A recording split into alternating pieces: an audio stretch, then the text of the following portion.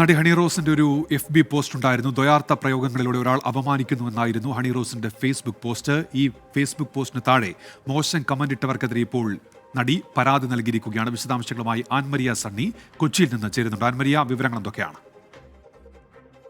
ഇന്നാണ് തുടർച്ചയായി പുറകിൽ നടന്ന ദ്വയാർത്ഥ പ്രയോഗങ്ങളിലൂടെ ഒരു വ്യക്തി മനഃപൂർവ്വം തന്നെ അപമാനിക്കുന്നുവെന്ന് ചൂണ്ടിക്കാട്ടി ഹണി റോസ് ഒരു ഫേസ്ബുക്ക് പോസ്റ്റ് ഇട്ടത്.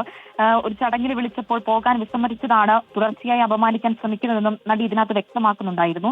തന്റെ പേര് വലിച്ചെടുത്ത് സ്ത്രീത്വത്തെ അപമാനിക്കുന്ന കമന്റുകൾ പറയുകയാണ്. സാധാരണയായി ഇത്തരം കമന്റുകൾ അവഗണിക്കാറാണ് പതിവ്. പക്ഷേ ഇത് സ്ഥിരമാവുകയാണ്. താൻ എന്ത് ചെയ്തിട്ടുണ്ടെങ്കിലും അതിന്റെ താഴെ ഇത്തരത്തിലുള്ള ഒരു മോശം കമന്റുകൾ വരികയാണ് എന്ന ഉൾപ്പെടെയുള്ള കാര്യങ്ങൾ ഹണി റോസ് 24 തന്നെ പങ്കുവയ്ക്കുകയും ചെയ്തിട്ടുണ്ടായിരുന്നു. ഫേസ്ബുക്ക് പോസ്റ്റിലും ഇത് കുറിച്ചിട്ടുണ്ടായിരുന്നു.